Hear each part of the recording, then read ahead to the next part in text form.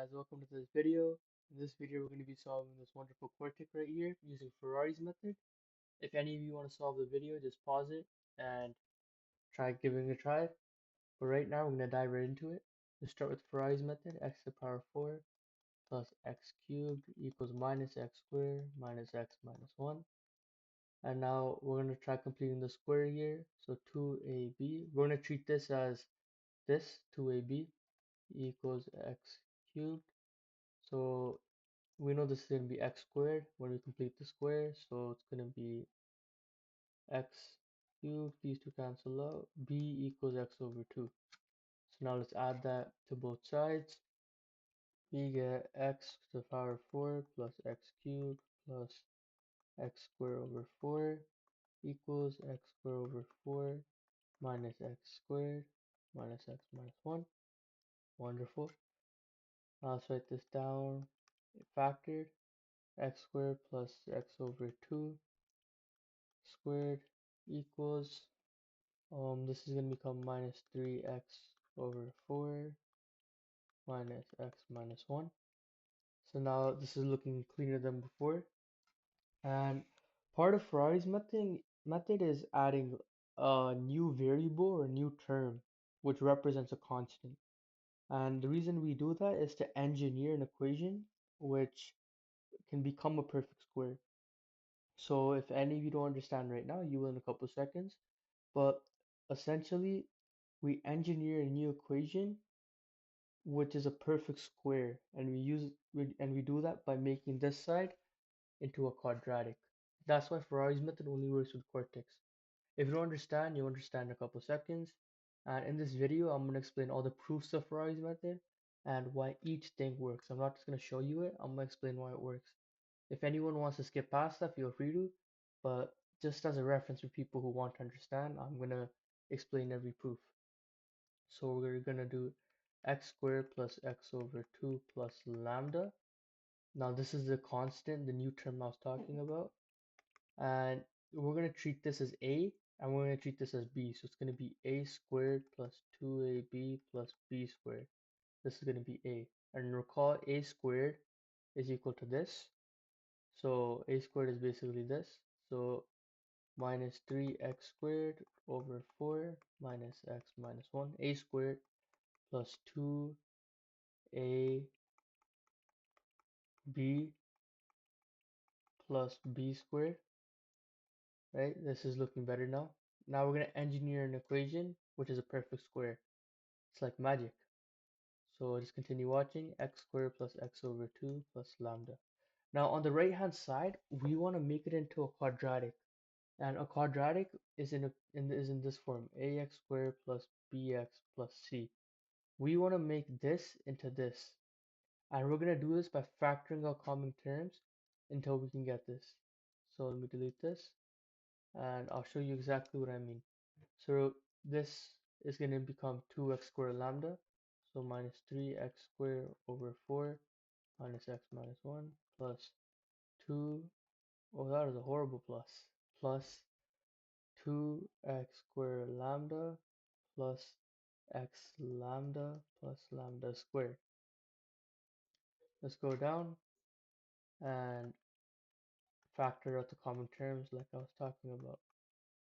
So we have x squared here and here, so we're going to factor it out. X squared 2 lambda minus 3 over 4. Same thing with x plus x lambda minus 1. And same thing with the constant. So constant is not going to have any x in it.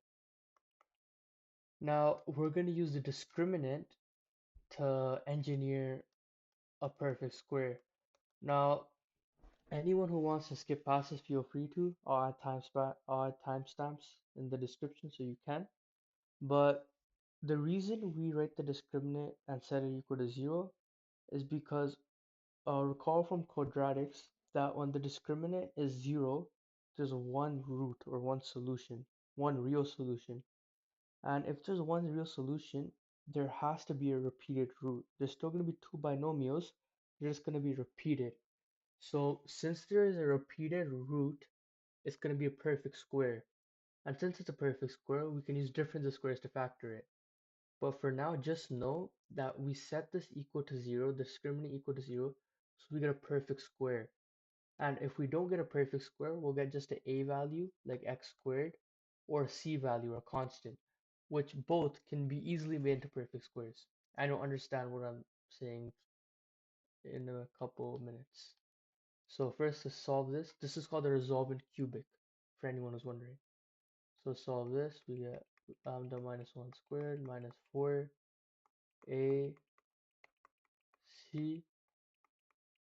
Anyone who has experience factoring and solving these type of equations can tell we can just factor out lambda minus 1, right? So that gives us one solution. So lambda minus 1 minus 4, 2 lambda minus 3 over 4 lambda plus 1. Ooh, that looks horrible. So lambda plus 1. We factor out lambda minus from here too. Equals 0. Now we can solve and get all three roots, and this is a cubic. There will be three roots, but we can just choose the simplest root that's good for us. So we know lambda equals 1 from this, the zero product property. But there's two other roots. We can use any of those roots and they will lead us to the same outcome. It's just that some might be messier than others. Let's say we haven't solved this, but let's say this as a guess. This is 2 plus square root of 3. It's probably not, but let's say it is. So if this is one root, it's simpler to use lambda equals 1 than this, right? It's way simpler to use this than this. So I recommend you use the simplest root for you. And for most, that's using the smallest real root. So don't use imaginary numbers or anything like that. Use the smallest real root. So the simplest root. But let's say you find something else easier, use that. At the end, all three roots will lead to the same outcome and will give you the correct answer. But it's your personal preference which one you want to use out of the three. It's best to use the simplest one for you.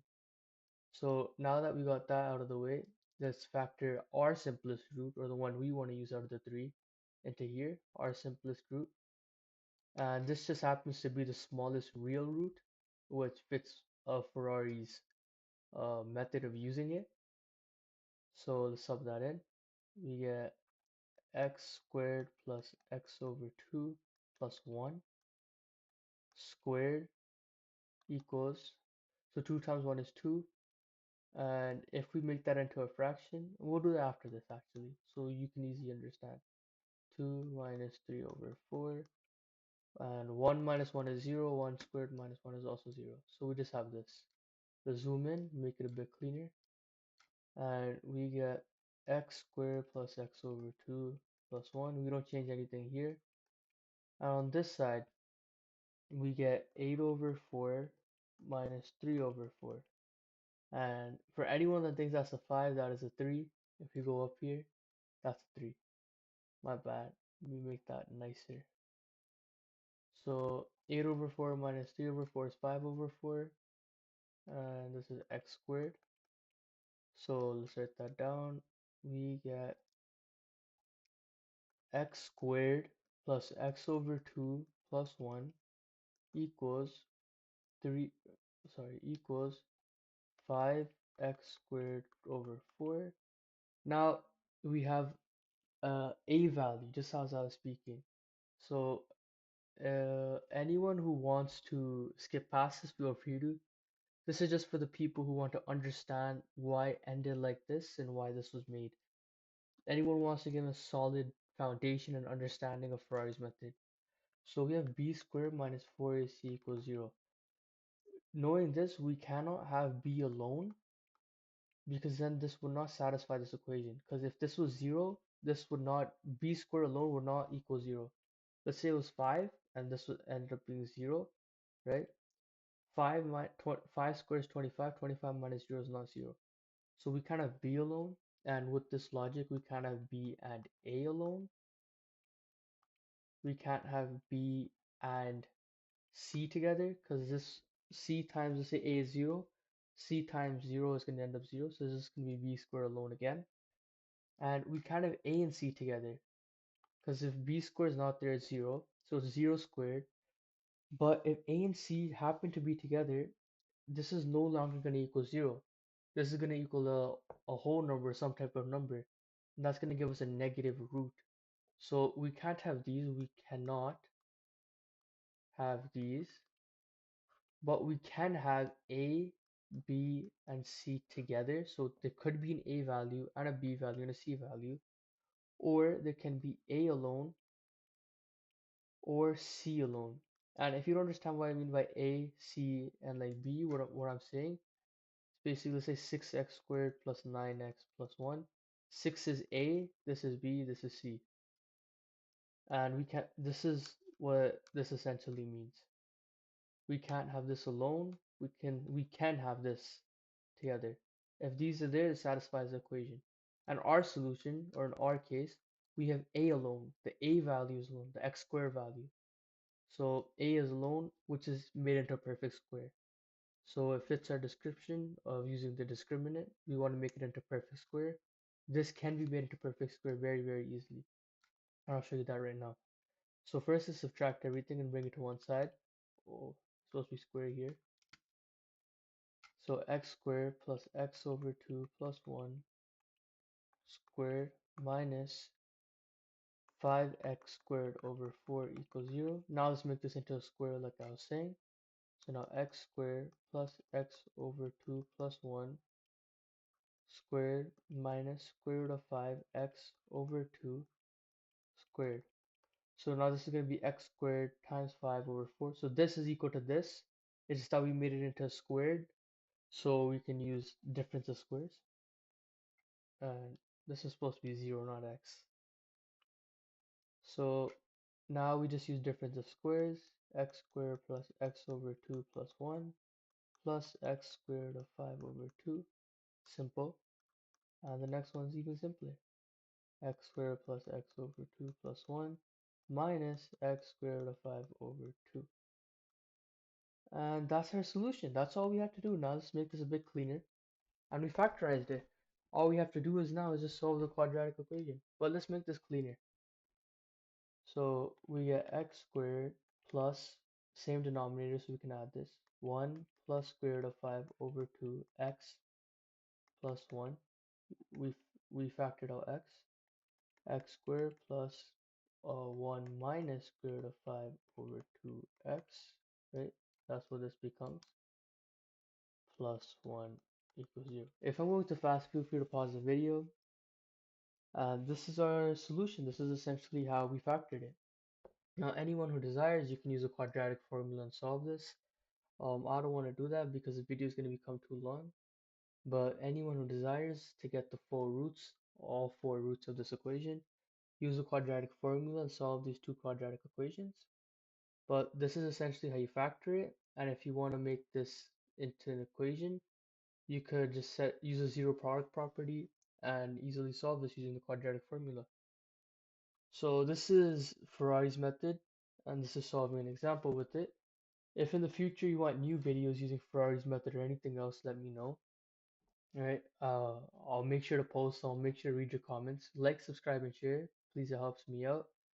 And in the future, if anyone wants videos, let's say with a leading coefficient like this, right? So if there's a leading coefficient, in ours there was no leading coefficient, but let's say there's a leading coefficient like here, just like we have a 2. In the future, if you want videos like that, I'll make sure to make them if you want. So in this, just as a quick teaser, we would factor out 2 and we would get this. And this is what we would do, and this is how we would factor it until the very end. And then we would factor 2 back in. So we factored it out, and at the end we would factor it back in, so we don't get the original equation divided by 2. If we just left 2 factored out or divided it out, we would get the original equation divided by 2 in our final factorization. But since we factored it out, we have to factor it back in at the end, so we don't get the original equation divided by 2. We get the original equation if we factor it back in. But that's for another video. I just wanted to give you guys a teaser. Thank you for watching. Please like and subscribe. And this is Ferrari's method, and we solved the question with it. If you have any questions, let me know in the comments. Please take care and enjoy your day.